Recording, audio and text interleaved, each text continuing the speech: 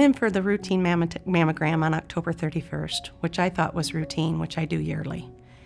And lo and behold, and to my surprise, I did get a letter that stated that there was an abnormality and that I needed to come in for further testing.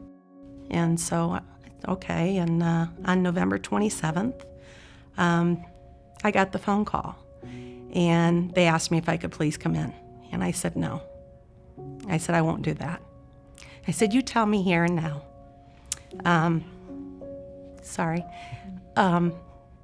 Don't make me find out those words in a strange place with strange people. Tell me now, because it's not going to matter where I hear it.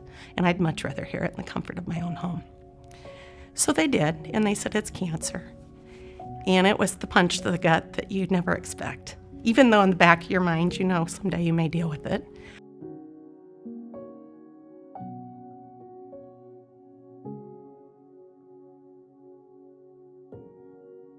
I knew what I was up against. And I called him at work. Actually, you texted me. Yeah. First.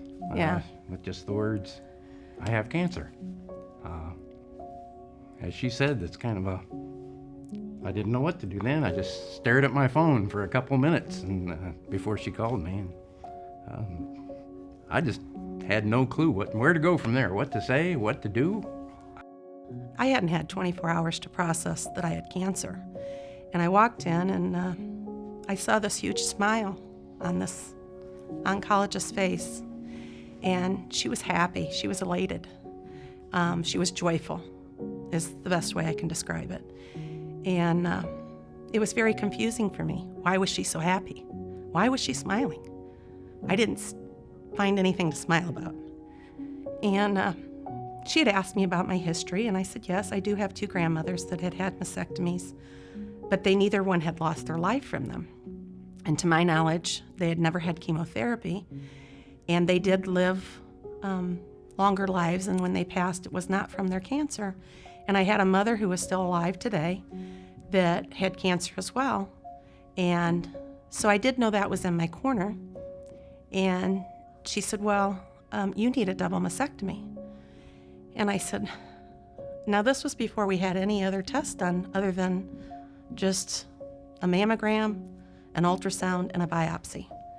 And it was another kick to the stomach. And she said, and you need 7 weeks of radiation, you may need chemotherapy, and you're going to be on tamoxifen for 5 years, and you're going to be with me for the next 10 years. And I couldn't breathe, and I started weeping, and I couldn't process it. That was to me worse than being told I had cancer. Sorry. So at that point, I knew she was not going to be my oncologist. And she did an examination, and she was still really joyful, and I had asked her for a tissue, and she said she didn't have one. And I thought, well, what kind of oncologist is a cancer doctor that doesn't have a tissue? And it pretty much amazed me. But we walked out of there, and I looked at my husband, and I said, do you see that? And he looked up above my head, and he said, what? And I said, the dollar sign. That's how she made me feel.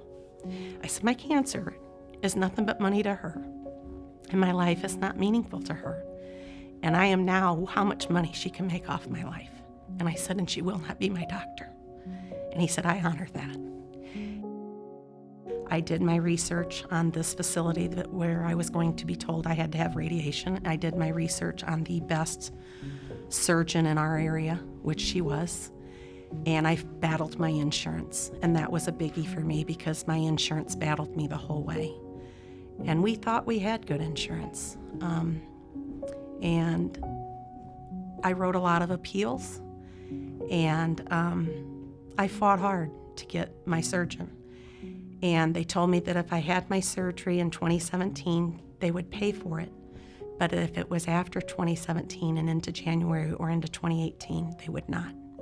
That didn't leave me much time. I was diagnosed on November 27th, so I had to really get things done quickly in my mind.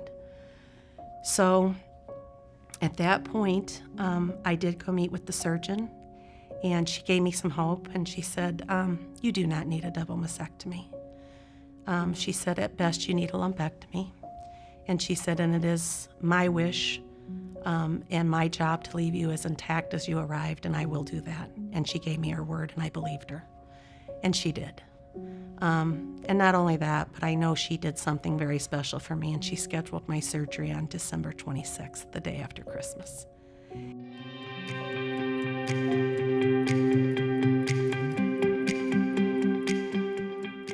Then I started to find truth about cancer, and I started to do that. And you see me smiling because it gave me hope, and it changed my whole outlook.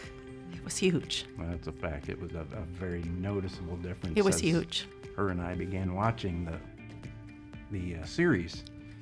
The first night, after just the first night of watching it, I think I sat through the whole thing with my mouth hanging open because suddenly so many things made sense to me.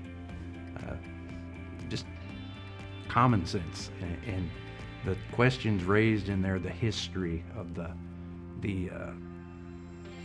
cancer pharmaceutical industry and stuff was just very common sense, and it was like light bulbs going off in my head. It was jaw-dropping. He's right. We sat with a box of tissue between us, and we both just flooded us.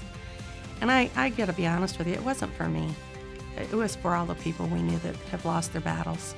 His father lost his. And I just looked at him and I said, if the people that aren't here today would have had this information, they may still be here. That was huge. I knew I was going to be okay. You guys did that for me. Truth About Cancer did that for me. But I thought of all the ones that aren't here, and that was huge. What I really did not count on was the emotional aspect of this thing. I so underestimated that. It just sucks the life right out of you for a while. And I just can't stress enough how strong that part of it is. Once you get through that, once I heard her say, I'm gonna be fine, it's like, whew, you just let your breath out, and just, it's such a difference. It's such a difference. The one thing that was really inspiring to me that I don't think a lot of the doctors understand is the nutritional side of things.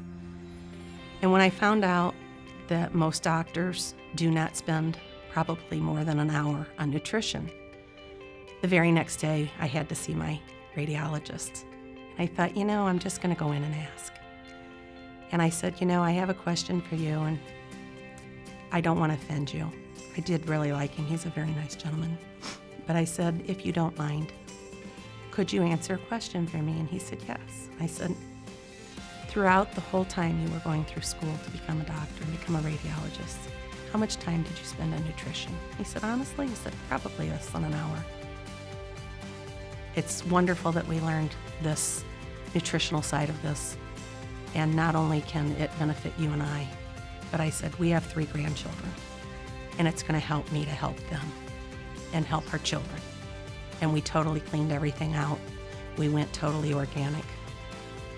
We didn't go totally vegan, but more towards vegan, plant-based, and started doing farmers markets and buying locally and buying things that we knew where they were grown and how they were grown and organically grown. And we met lots of good people along the way and people we could trust.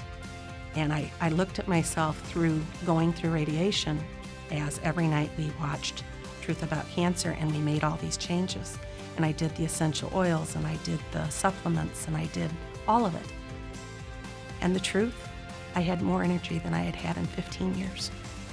The nutritional side is huge. It's one thing we learned from the documentary, The Truth About Cancer, was the, as she mentioned earlier, the key words to look for in ingredients of what you're eating. Things, and that education, that piece is vital to you. It tells you things that are hidden from you.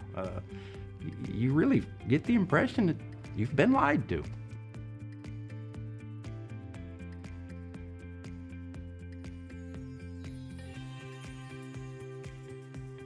In the documentary about how it's important that you get your mind clear and you the baggage that I had carried with me through years, through past experiences. You make phone calls, you forgive people, you let that go, you gotta let it go. I patched relationships. We had a daughter who we've had a strained relationship for many years. We're back together. That was huge. I had so many good things come out of it, but the things that I learned from your documentary wasn't just nutrition. It was all of that. It was the mindset. It was, it was the essential oils. It was the supplements. That was a big, huge part of it. I started doing the supplements, the exercise, turmeric, organics turmeric, and the detoxing, and I can't even think of them all, but I knew that was all a big part of the energy that I was feeling and the recovery and the energy level that I was having. It was all of it. It's put together, but the mind and all of that together and letting go of all that was such a burden for so many years, and healing some relationships and reconnecting with people, that was all part of it. It was huge. It was very big for me.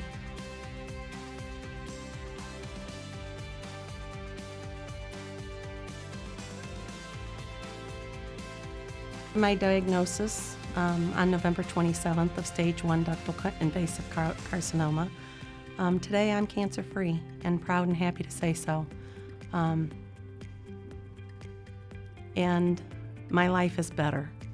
I'm not your typical cancer story. I had a lot of good positive things come out of this. And I smile a lot and I cry a lot, but happy tears. It brought a lot of joy to my life. It really did, and a lot of good people. And it reconnected me with my husband. We've been married 37 years, and anyone that's been married that long, you kind of pick corners, and you're married and you love each other, but you're not always really connected. Oh, I loved you all the time. And I loved you all the time. But we're connected now, and we're reconnecting every day. And it helps you get priorities straight, and it helps you realize what matters and things that don't, and what to let go, and you pick your battles, and you realize that things that you thought were battles, they're no longer battles. And today I am cancer-free by the grace of God above and the help of Truth About Cancer and everything I've learned through this journey. And I am going to share it with everyone that will listen when I talk to them about it.